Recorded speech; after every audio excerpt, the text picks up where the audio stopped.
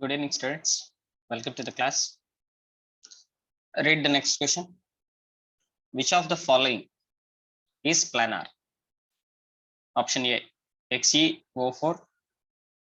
Option B, XeO3F. Option C, XeO2F2. Option D, XeF4. Planar means it may be square planar, or it may be linear, or it may be trigonal planar, right? So if you observe all these compounds, the central atom is xenon. In all these compounds, the central atom is xenon. We know xenon is a 18th group element. Its valency contain 8 electrons. When the xenon is going to react with fluorine, 4 fluorine atoms, suppose every fluorine atom is going to have 1 unpaired electron. 4 fluorines contain 4 unpaired electrons. They are going to form a sigma bond with xenon. Then you can get this type of structure: xenon single bond fluorine, single bond fluorine, single bond fluorine, single bond fluorine. So here xenon is using 4 electrons. Actually, xenon valency contain 8 electrons because it is 18th group element. So among the 8 electrons of xenon, here 4 electrons are used, and remaining 4 electrons exist as 2 lone pairs. During the formation of XeF4, the xenon is going to have 2 lone pairs as well as 4 bond pairs. Here you can get 1 bond pair. Here you can get a 1 bond pair. Here you can get a 1 bond pair. Here you can get 1 bond pair. So how many bond pairs are there? 4 bond pairs are there, as well as 2 lone pairs are there in the valency shell of a central atom, that is xenon. So total 6 electron pairs, 6 electron pairs in the valency shell of any atom indicates the central atom is undergoing sp3d2 hybridization. So in this molecule XeF4, xenon is undergoing sp3d2 hybridization, having 2 lone pairs, indicating that this is a square planar molecule. So for your question, which of the following is planar? Yes, what is your answer? XeF4 is square planar because the central atom xenon is having 6 electron pairs. Among them, 4 are the bond pairs, 2 are the lone pairs. Hence, it exists as a square planar molecule. XeF4 exists as a square planar molecule. XeF4 is called as xenon tetrafluoride. Next question. Polarization of electrons in acrolein may be written as, first of all, acrolein. What is acrolein? CH2 double bond CH, single bond C double bond O, single bond H. Here, single bond C double bond O, single bond H, this is the aldehyde group. CH2 double bond CH single bond, this is the vinyl group. So vinyl group bonded to aldehyde, this compound is called as acrolein. In this acrolein, electronegative atoms are there as well as electropositive atoms are there. So first we are going to see the electropositive atom or less electronegative atom. What is the less electronegative atom here? Carbon is the less electronegative atom. So carbon gets partial positive charge. Here oxygen gets partial negative charge. So this is the correct representation of charges in acrolein. If you observe option B, all of you see option B, CH2 double bond CH single bond CH double bond O. Here I am writing C double bond O single bond H. So both are same. Option B and this representation both are same. So this is your answer. Next question. All of you read it. Which of the following is not paramagnetic? Not paramagnetic means the molecule or the species is not going to contain any unpaired electrons. Means the species or the molecule must contain paired electrons. Here our question is, which of the following is not paramagnetic? Suppose if I am taking the option B, CO, carbon monoxide. Carbon contain how many electrons? 6, because atomic number of carbon is 6. Oxygen contain 8 electrons because atomic number of oxygen is 8. So carbon contains 6 electrons, oxygen contain 8 electrons. Carbon monoxide molecule contains 14 electrons, just like a N2 molecule. Just like N2 molecule, the carbon monoxide contains 14 electrons. According to molecular orbital theory, if you write the electronic configuration of a N2 molecule, yes, you know that one. That is a sigma 1s2, sigma star 1s2, sigma 2s2, sigma star 2s2, pi 2px2, pi 2py2, sigma 2pz2. So this is the electronic configuration of N2 molecule. Like that, for CO molecule also we can write the same electronic configuration, because CO, carbon monoxide molecule, N2, dinitrogen molecule, both are containing same number of electrons. The species having same number of electrons are called as isoelectronic species. For the isoelectronic species, the electronic configuration is same and the bond order is also same. Once again, for the isoelectronic species, that is carbon monoxide and N2 molecule, the electronic configuration is same as well as the bond order is same. So here I am calculating the bond order for N2 molecule. The formula is half into Nb, number of bonding electrons, minus Na, number of anti-bonding electrons. So all of you know this calculation. Bond order of N2 molecule is 3. Like that, the bond order of a carbon monoxide molecule also 3. And one more thing, if you observe this electronic configuration, here 2 electrons is there, that is pair. Here is a pair of electrons, here is a pair of electrons, here is a pair of electrons, here is a pair of electrons, here is a pair of electrons, here is a pair of electrons. So this species, whether it may be N2 or it may be CO, the species is not containing any unpaired electrons. Hence, CO is a species or a molecule that is not paramagnetic. Next question. Which one of the following molecules will form a linear polymeric structure due to hydrogen bonding? Yes, all of you know about the concept of hydrogen bonding. There are 2 types of hydrogen bonds are there. One is intermolecular hydrogen bonding. Second one is intramolecular hydrogen bonding. Suppose if you take the option B, hydrogen fluoride or hydrofluoric acid, hydrogen single bond fluorine. Fluorine is having partial negative charge. Hydrogen is having partial positive charge. If I take one more molecule of HF, one more molecule of HF, one more molecule of HF, like that, we can take any molecules, any number of molecules of HF. Between one molecule of HF to another molecule of HF, here you can observe intermolecular hydrogen bonding. Here also you can observe intermolecular hydrogen bonding. Here also you can observe intermolecular hydrogen bonding. Because of the presence of intermolecular hydrogen bondings between HF molecules, the HF molecule exists as a linear polymeric structure.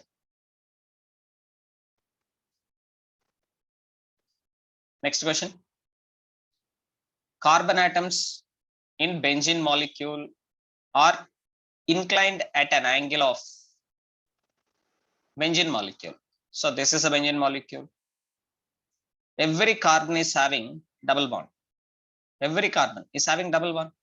This carbon is having double bond. This carbon is having double bond. This carbon, all the 6 carbons are having double bond character. That is sp2 hybridization. sp2 hybridization indicates the bond angle is 120 degrees. So the answer is option A. Next question.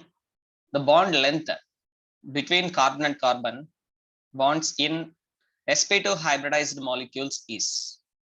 Bond length between carbon and carbon bonds in sp2 hybridized molecules. We know alkanes, between carbon and carbon single bonds are there. So the bond length in alkanes between carbon and carbon is 1.54 angstroms or 154 picometers. Whereas in the case of alkenes, that is between carbon and carbon, we can see the double bond. Then the bond length is 1.34 angstroms or 134 picometers. In the case of alkynes, between carbon and carbon, we can see the triple bond formation. So in the alkynes, the bond length between carbon and carbon is 1.20 angstroms or 120 picometers. And of course, if you come to benzene, in benzene, because of delocalization of pi electrons, The bond length is intermediate to alkanes and alkenes. You can observe the benzene structure once again. Here you can see the benzene structure. Between carbon and carbon, here double bond is there, right? Double bond means the bond length should be 1.34 angstroms. Here, between carbon and carbon, you can find a single bond only. So the bond length between carbon and carbon benzene should be 154 picometers or 134 picometers. But here this pi electrons undergoes continuous delocalization. So because of the continuous delocalization in the benzene ring, because of continuous delocalization of pi electrons, the bond length is lying between alkanes and alkenes. The bond length in benzene is 1.43 angstroms between carbon and carbon. So instead of saying angstroms, suppose if I am saying 1.54 angstroms, I can also convert it into picometers as 154 picometers, 1.34 angstroms as 134 picometers, 1.20 angstroms as 120 picometers. Like that, in benzene, the bond length between carbon and carbon is 1.43 angstroms or 143 picometers. Of course, my dear students, why I am giving all this information means the question will be asked in any type. So you have to remember all these values. But coming to this question, the bond length between carbon and carbon bonds in sp2 hybridized molecules. Here they are asking about purely sp2 hybridized molecules, that is alkenes. So what is the bond length? 1.34 angstroms or 134 picometers. But the option is given as 1.32 angstroms. It is very close to the answer. So I'm taking the option as B. Next question. The molecule having non-zero dipole moment is. Non-zero dipole moment means a polar molecule. The non-zero dipole moment is indicating the molecule is going to be a polar molecule. To become polar, what is the condition? Dipole moment should not be equal to 0. Once again, to become a non-zero dipole moment or to become a polar molecule, the polarity should be there. The dipole moment should not be equal to 0. Suppose in the given options, if I am going to take option A, H2O2. H2O2 is called as hydrogen peroxide. In the chapter hydrogen, you studied about the structure of hydrogen peroxide. It is a open book structure. It is called as the spine of the book. The spine of the book contain oxygen, single bond oxygen. One leaf, this is the one leaf of the book. This is one side of the book or one leaf of the book. This is other side of the book or other leaf of the book. So this leaf is in one plane. This leaf is in one plane. That is in a different plane. So we can say that H2O2 is an example of non-planar molecule. Non-planar molecules are polar in nature. Polar in nature means that molecule is having non-zero dipole moment. Non-zero dipole moment means mu is not equal to 0. For hydrogen peroxide molecule, mu is not equal to 0. What about the remaining options? All the remaining options, they are symmetrical molecules. In the case of symmetrical molecules, dipole moment is equal to 0. Remember this one, CH4, methane, BF3, boron trifluoride, C2H6, ethane, B2H6, diborane. All these molecules are the non-polar molecules. Mu is equal to 0. H2O2 is a non-planar molecule. Once again, H2O2 is a non-planar molecule. Hence, its dipole moment becomes not equal to 0. Very important concept. Yes, coming to the next question. The shape of the molecule SF2Cl2 is. The shape of the molecule SF2Cl2. Yes, here you can see the structure or the geometry. But before going to that one, just observe the sulfur.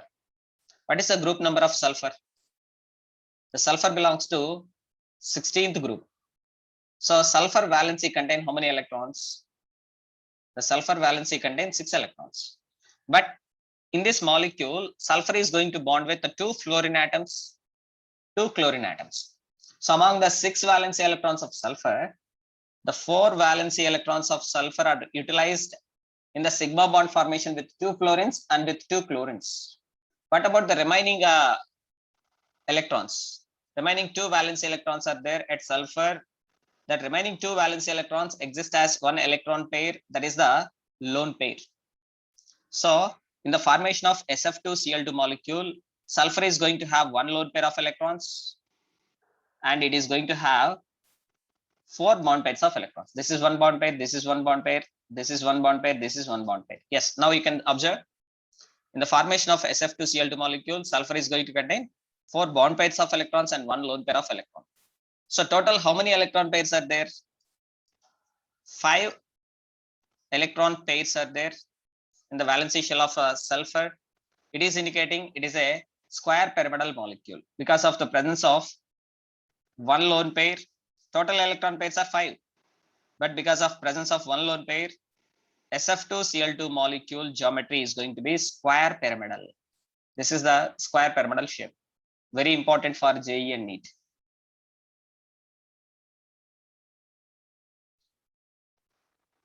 Next question.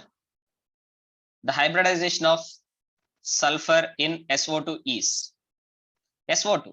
SO2 is known as sulfur dioxide.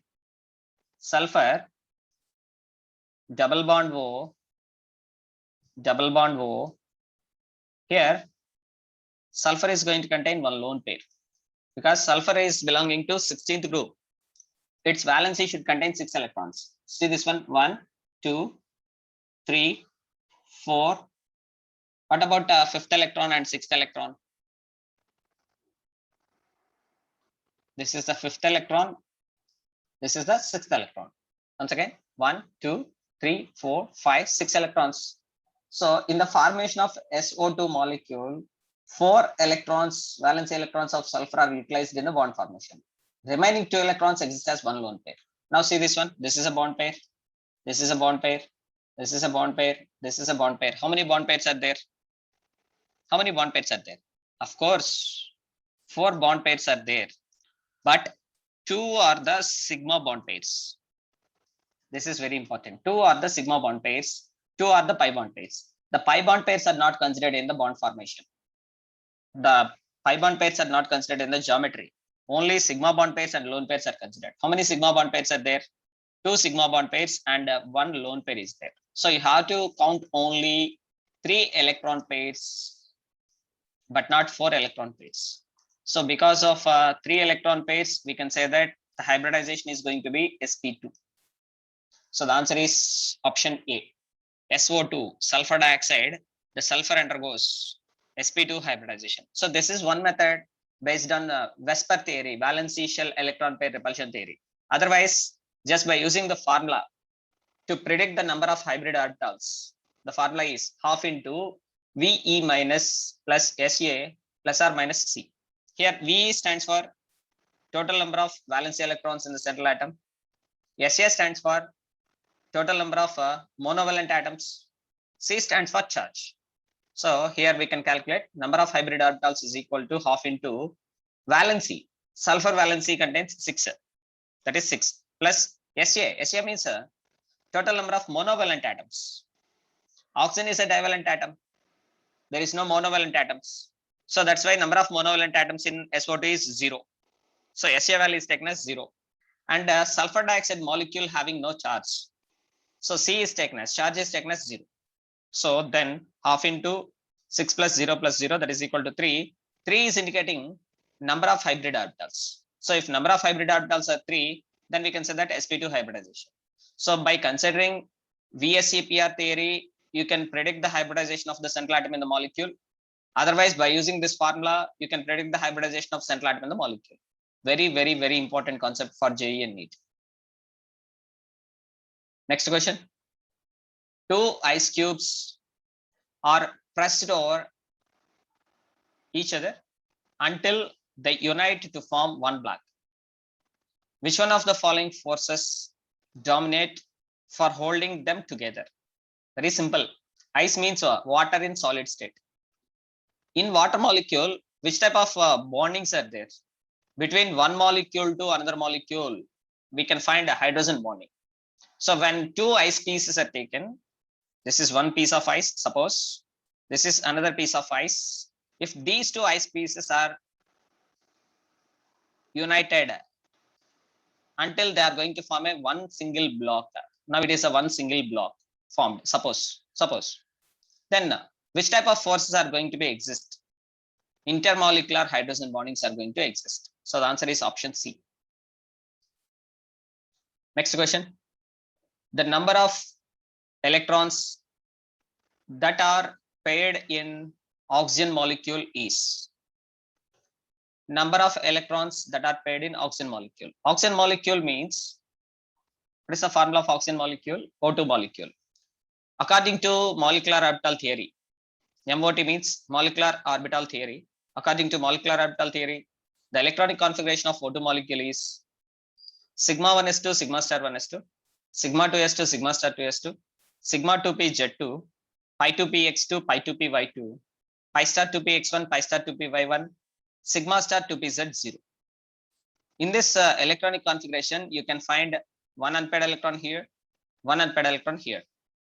O2, each oxygen atom contain 8 electrons. So O2 molecule contain how many electrons? The O2 molecule contain how many electrons? 16 electrons. Among the 16 electrons, this one electron and this one electron are existing as the unpaired. So if 2 electrons are removed, remaining 14 electrons are existing as pairs. So number of electrons that are paired in O2 molecule is 14. That 14 electrons are existing as 7 pairs. So don't confuse 7 and 14. How many electrons are paired? 14 electrons are paired. Here 2 electrons, 2 electrons, 2 electrons, 2 electrons, 2 electrons, 2 electrons, 2 electrons. So total how many electrons are paired? 14 electrons are paired in O2 molecule. And one more thing, O2 molecule contain how many unpaired electrons? 2 unpaired electrons. Here one unpaired electron, here one unpaired electron. So we can say that O2 molecule is a paramagnetic molecule because of the presence of 2 unpaired electrons in pi star anti-bonding molecular orbitals. This is a pi star anti-bonding molecular orbital. This is a pi star anti-bonding molecular orbital.